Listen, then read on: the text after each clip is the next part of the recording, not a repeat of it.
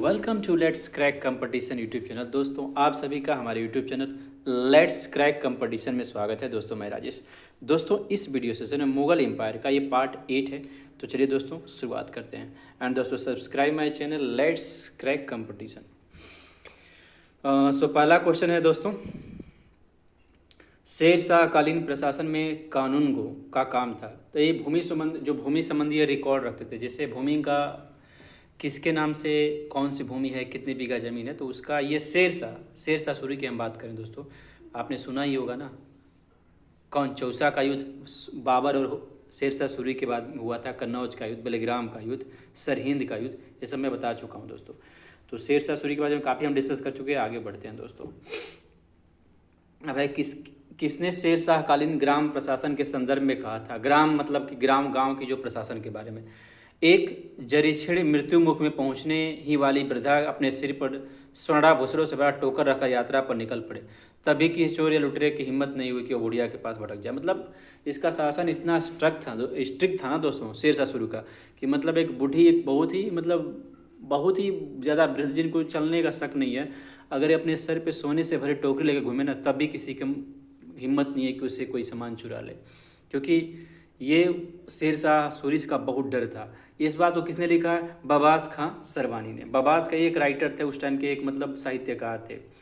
अब शेर शाह द्वारा निर्मित सड़क व सराय अफगान साम्राज्य की धमनियाँ थी। मतलब भाई ग्रैंड ट्रैंक रोड किसने? बस शेर शाह सूरी ने बना था। कहाँ से कहाँ तक? हावड़ा से अमृतसर तक, जो कि मतलब 1200 के आसपास किलोमीटर, 1200 से ऊपर ही होगा दोस्तों। तो यही बात है, KR कानूनगो ने बोला था दोस्तों, KR कानूनगो। अब शेर शाह के भू राजस्व व्यवस्था के संदर्भ में क्या सही नहीं है। ये सही नहीं है, ये पूछ रहा है कि मतलब क्या सही है, ये पूछ रहा है क्या सही नहीं है। तो भू राजस्व की दर की उपज का 1/6 भाग लिया गया था। ये जो चीज़ है वो सही नहीं। बाकी जो ऊपर की जो 3 चीज़ें हैं कि भू सर्वेक्षण के आधार पर एक रजिस्टर खसरा खतौनी तैयार किया गया, राई भू राजस्व निर्धारण के लिए फसल दरों की सूची लागू किया गया, उपज के आधार पर भूमि की 3 श्रेणियाँ उत्तम, मध्यम, निम्न स्थापित की। हाँ, तो ये तीनों सही है।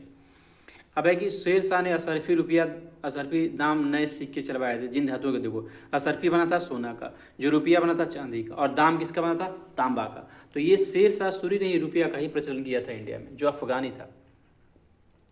दिल्ली का पुराना किला किसके द्वारा बनाया गया था? दिल्ली का शेर शाह सूरी। देखो ये साउथ दिल्ली में है। दिल्ली का पुराना किला के जस्ट बगल में हुमायूं का भी किला है। जब सरहिंद का युद्ध जीता ना, फिर उसने दोबारा से बनवाया, तो उसी के लाइब्रेरी में जब वो चल रहा था तो पुस्तकालय बनवाया था तो उसी की सीढ़ियों से गिर करके वो मर गया था। तो ये लाल पुरानी दिल्ली साउथ दिल्ली में है दोस्तों।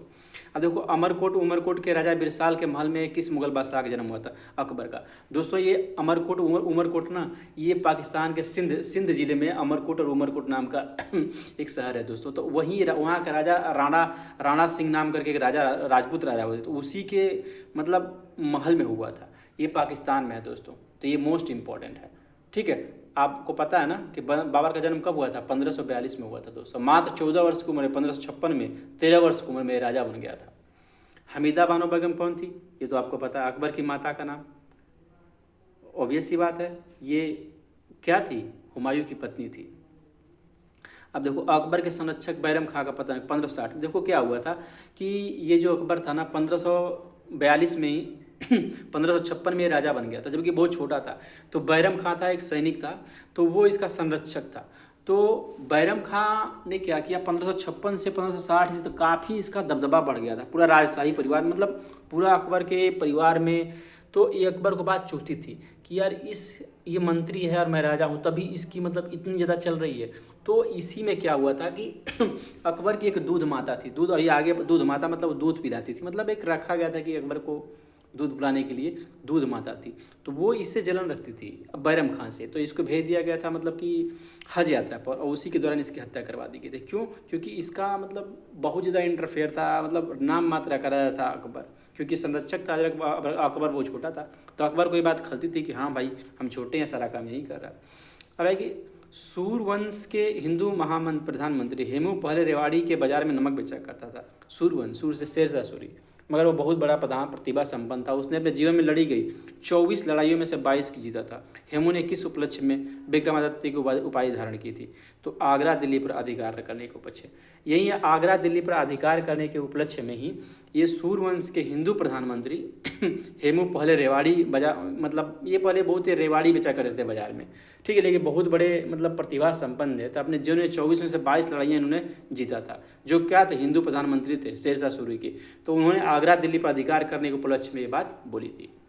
अब है कि पर्दा शासन 1560 1564। तो दोस्तों इसमें क्या था ना कि पर्दा शासन मैं वही बोला था, जो बैरम खां था ना 1560 ईस्वी में जब उसका पतन करवा दिया। माहम अनगा नाम था यही दूध उसकी दूध माता थी, मतलब दूध पिलाती थी, मतलब वो एक तरफ से माता नहीं थी लेकिन माहम अनगा क्या थी, मतलब अकबर को फीडिंग कराती थी, दूध देती थी। तो मतलब ये इसके अकबर छोटा था ही, तो उस टाइम क्या हुआ कि ये इनका वर्चस्व मतलब बहुत बढ़ गया था महामानगा का। मतलब ये अकबर के मतलब जैसे बैरम खां का शासन था वैसे इसका महामानगा का बहुत ज़्यादा शासन में प्रभाव हो गया था। तो इसीलिए इसको पर्दा शासन द पेटीकोट गवर्नमेंट कहा जाता था, जिसमें एक खास तरह के बुर्गे पहनते। तो बाद में ये भी मतलब ये चीज़ व्यवस्था थी जो ख़त्म हो गया, क्योंकि इसमें बहुत सारी मतलब लोगों ने इस चीज़ का बहुत ज़्यादा मिसयूज करना शुरू कर दिया था। अब है कि अकबर ने साम्राज्य का विस्तार आरंभ किया किस वजह से, मालवा का विजय। मालवा के यहाँ छत्तीसगढ़, ये जो है ना मध्य प्रदेश, छत्तीसगढ़, महाराष्ट्र के कुछ हिस्से, कुछ मतलब कि उत्तर प्रदेश बुंदेलखंड के, तो ये मालवा विजय का सबसे पहले इसलिए कहते हैं। यहाँ यहीं के तो थी। देखो एक है गोलकुंडा जो कि साउथ में, गोंडवाना जो रानी दुर्गावती थी, ये मतलब इसी मालवा के विजय में ही हार गई थी। ठीक है दोस्तों। अब है कि स्मिथ ने अकबर के किस अभियान को ऐतिहासिक दूरगामी अभियान कहा था? गुजरात का अभियान क्या, बुलंद दरवाजा का निर्माण जो फतेहपुर सीकरी में, ये स्मिथ ने मतलब कि ये अकबर ने अपनी जीत के दौरान ही किया था। तो इसीलिए मतलब बहुत ही ज़्यादा ऐतिहासिक विजय था, जो कि बुलंद दरवाजा दुनिया का सबसे ऊँचा दरवाजा है। अब है कि अकबर का सबसे अंतिम विजय अभियान था असीरगढ़। ये असीरगढ़ कहाँ है? ये सब वहाँ पे है। ये असीरगढ़ मध्य प्रदेश में दोस्तों। एक पहाड़ी मतलब पहाड़ी से काफ़ी किले टाइप का घिरा हुआ है, मतलब पहाड़ी क्षेत्र है, तो असीरगढ़ वहीं पे है। अब है कि अकबर के नवरत्न में से एक बीरबल किस अभियान के समय, तो ये यूसुफजाइयों के विद्रोह को दबाते समय क्या गए थे, ये मारे गए थे यूसुफजाइयों। अब है कि दोस्तों की ये मैच करना है। देखो दास प्रथा की समाप्ति कब हुई थी? तो 1562 ईस्वी, दास प्रथा, ठीक है। तीर्थ यात्रा कर समाप्ति, ये सब अकबर के टाइम में ही हुए थे। देखो तीर्थ यात्रा कर समाप्ति तो 1500 में ये हुआ था, 1563 में। जजिया कर की समाप्ति 1564 में। फिर सूबों का पुनर्गठन 1580 में।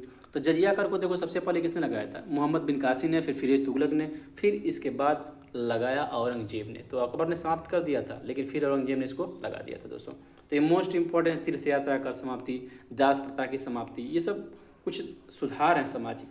वैसे ही नेक्स्ट प्रश्न है कि मजहर की घोषणा, नवराज उत्सव का पुनरुद्धार, दिने इलाही घोषणा, ये सब ऑप्शन है। तो पहला ऑप्शन है कि इबादत खाना, धर्म संसद की स्थापना कब हुई की स्थापना हुई थी? तो पहले का पहला यानी ये हुआ था 1575 ईस्वी में दोस्तों ठीक है। दूसरे का दूसरा यानी धर्म मजहर की घोषणा कब हुई थी? 1579 में हुई थी। और नौरोज उत्सव का पुनरुद्धार कब हुआ था दोस्तों? ये हुआ था 1580 में। और दीने इलाही घोषणा 1500, मतलब एक लाइन से 1575, 1579, 1580, 1582, ये धार्मिक आंदोलन एकदम, इसको देखो याद करना कितना। इबादत खाना की स्थापना, मजहर की घोषणा, नौरोज उत्सव की पुनरुद्धार, दीने इलाही की घोषणा, ये सब धार्मिक सुधार थे। देखो इसमें भी यही था 1562, 1563, 1514, 1580, ये सब जजिया दास प्रथा की समाप्ति, तीर्थ यात्रा कर की समाप्ति, मतलब एक लाइन से दोस्तों। ये मोस्ट जब हिस्ट्री ना एक कहानी की तरह, जब पढ़ लोगे दूसरे लिंक करना शुरू सीख जाएंगे तब बहुत अच्छा कर पाएंगे इसमें। देखो 18वां सवाल है। 18वां क्या है कि मैच करना है। 10 साला ये है करोड़ी की नीति कौन करता था? पहला 1573 में देखो। और 10 साला बंदोबस्त लागू कब हुआ था? ये 1580 में। इलाही संवत का प्रचलन 1584 में। और इलाही गज का प्रचलन 1587 में। इलाही मतलब एक इलाही गज का एक मेजरमेंट का तरीका। इलाही संवत में हमारी जो डेट तारीख का एक प्रक्रिया है। करोड़ी क्या निकती, 10 साला बंदोबस्त, ये सब उस टाइम के जो सिस्टम थे उसी के बारे में यहाँ पर डिस्क्राइब किया गया है दोस्तों। अब है कि निम्न इतिहास किसने अकबर को इस्लाम का शत्रु कहा था? बताया नहीं क्यों। लेकिन इस्लाम जो अकबर था ना, इसे दीने इलाही चलाया था। क्यों? क्योंकि बहुत ही ज़्यादा मतलब वो था, सेकुलर था एकदम। औरंगजेब था, ये बहुत ज़्यादा कट्टर था, शिया सुन्नी मुसलमान था, बहुत ही ज़्यादा। पूरा कश्मीर का धर्मांतरण इसी ने किया। तो इसने दारुल इस्लाम नाम का एक अपना वो चलाया था, कैंपेन चलाया था। अकबर ने कविराज की उपाधि धारण की थी, बीरबल। यही दोस्तों, अकबर ने किससे कविराज को उपाधि दी थी? बीरबल, बीरबल को दी थी। तो दोस्तों ये रहे टॉप 20 प्रश्न दोस्तों। Subscribe my channel, like comment and share. Thank you दोस्तों वंस अगेन।